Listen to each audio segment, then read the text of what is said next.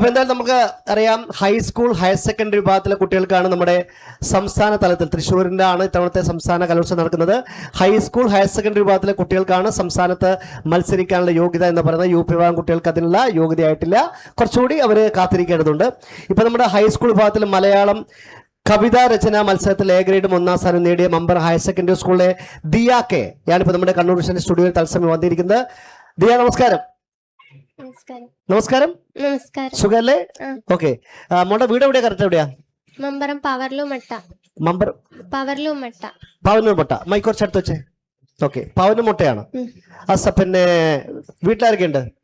അച്ഛൻ, അമ്മ, ഏട്ടൻ, ഞാൻ. അച്ഛന്റെ പേര് ബേബി. ബേബി കുട്ടിയാണോ? അല്ലേ? ബേബി എന്ന് പറഞ്ഞാൽ നമുക്ക് ചില പേരിന് പ്രത്യേകം അറിയോ. ബാലൻ എന്ന പേരിന് ഒരു പ്രത്യേകിച്ചാല് എത്ര വലുതായാലും ബാലൻ എന്ന് പറഞ്ഞാൽ കുട്ടി എന്നാണ്. ബേബി എന്നുള്ള പേരിന്റെ അർത്ഥം കുട്ടി എന്നുള്ളതാണ്. എത്ര പ്രായം കഴിഞ്ഞാലും കുട്ടിയായിട്ടിരിക്കുന്ന പേരാണ്. അപ്പം ബേബി ചേട്ടൻ. പിന്നെ അമ്മയുടെ പേര് കാഞ്ചന.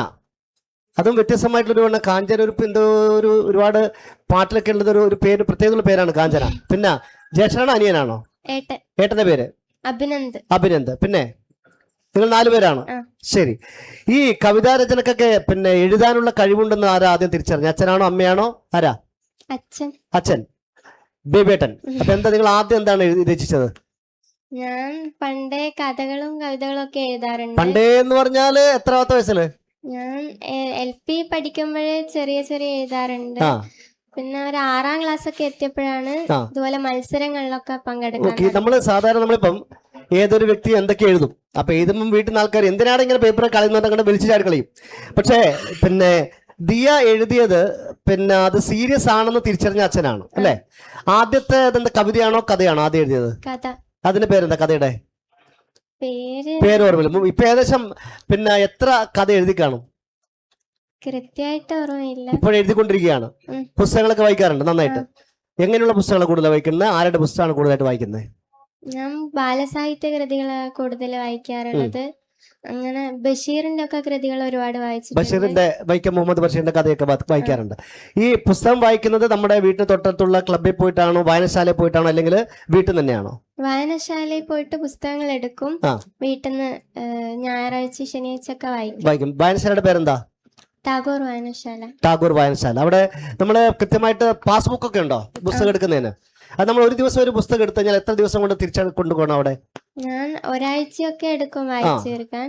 അങ്ങനെ കൊടുക്കാറുണ്ട്. ഓക്കെ. വീട്ടില് പുസ്തക ശേഖരണം ഉണ്ടോ? ഉണ്ട്. അച്ഛൻ വായിക്കുന്ന ആളാണോ?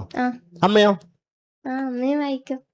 ആരെങ്കിലും വീട്ടിൽ നിന്ന് ആരെങ്കിലും പാട്ടോടോ? അച്ഛനോ അമ്മയോ പിന്നെ ഏട്ടനാരെ പാട്ടോടോ? ആരെങ്കിലും കവിത ചൊല്ലു? ആരെങ്കിലും?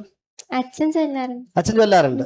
അത് ശരി. അപ്പൊ എന്തായാലും ചുമ്മാതല്ല, അച്ഛന്റെയും അമ്മയുടെ ഒക്കെ ഉള്ള ഒരു എന്താ പറയാ ഒരു ജീനാണ് മോൾക്ക് ഇട്ടിരിക്കുന്നത്. അതാണ് കഥയും കവിതയൊക്കെ എഴുതാനുള്ള ഒരു പ്രചോദനം എന്ന് പറയുന്നത്.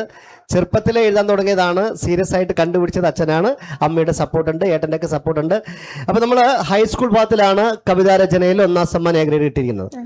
ഈ വിഷയം, കവിത എഴുതാനുള്ള വിഷയം എപ്പോഴാ തന്നെ? അന്ന് സ്പോട്ട് തന്നെ. എന്താണ് വിഷയം? എന്തായിരുന്നു? വെളിച്ചത്തിലേക്ക് തുറക്കുന്ന വാതിലുകൾ. അപ്പം പിന്നെ രാത്രി തുറക്കാൻ പറ്റില്ല അല്ലേ?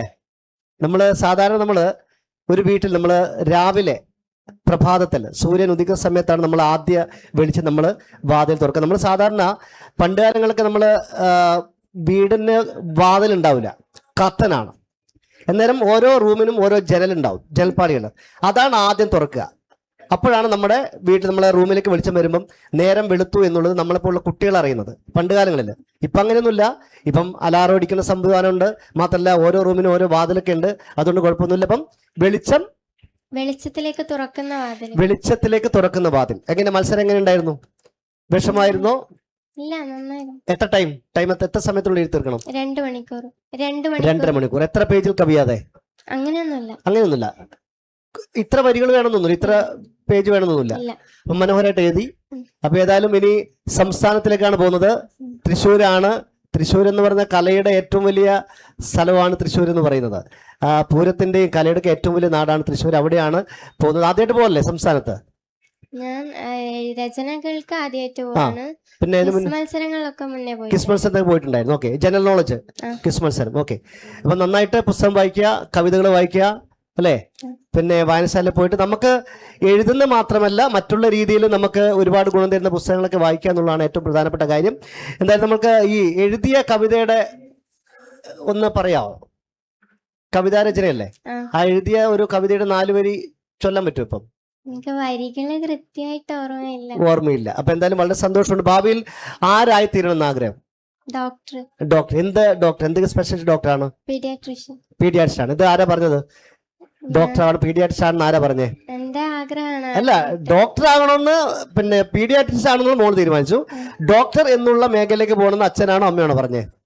എന്റെ പണ്ടുള്ള ആഗ്രഹമാണ്. പിന്നെ ആതുര സേവന രംഗത്തുണ്ടാവണം, ഡോക്ടർ ആവണമെന്നുള്ള കാര്യം അല്ലേ? ഓക്കെ, എന്തായാലും നമുക്കിപ്പോൾ ഒരുപാട് അതിനുള്ള ഓപ്ഷൻസ് ഉണ്ട്, പഠിക്കാനുള്ള ഒരുപാട് കാര്യങ്ങളുണ്ട്, ഒരുപാട് കോളേജ് ഒക്കെ ഉണ്ട്. അപ്പം നന്നായിട്ട് പഠിക്കുക. പഠിപ്പിന്റെ കൂടെ ദൈവം അനുഗ്രഹിച്ചു തന്ന ഈ എഴുത്തുള്ള കവിതയും കഥയൊക്കെ എഴുതാനുള്ള കഴിവ് അതിന്റെ കൂടെ തന്നെ കൊണ്ടുപോവുക. ഓക്കെ, അപ്പൊ എല്ലാവിധ ആശംസയായിരുന്നു. ഇന്ന് പിന്നെ സ്കൂളിൽ ആരാ ഏറ്റവും കൂടുതൽ സപ്പോർട്ട് ചെയ്യുന്ന ആരാണ്? എല്ലാ ടീച്ചേഴ്സും നന്നായിട്ട് എല്ലാ ടീച്ചേഴ്സും സപ്പോർട്ടാണ്. കൂടുതലായിട്ട് നമ്മുടെ വീട്ടിലെ അച്ഛനും അമ്മയും ജ്യേഷ്ഠനും. വളരെ സന്തോഷം. എല്ലാവിധ ഭാവങ്ങളും കൂടെ. 1ാം സമ്മാനവുമായിട്ട് നമ്മുടെ എ ഗ്രേഡുമായിട്ട് തലസ്ഥാന നഗരിൽ പോകുന്ന നമ്മുടെ പ്രിയപ്പെട്ട ദിയക്കുട്ടിക്ക് റേഡന്റ് ENT ഹോസ്പിറ്റൽ നൽകുന്ന ഒരു സ്നേഹ സമ്മാനം ഇതാ കണ്ണൂർ വകയായിട്ട്. ഓക്കെ,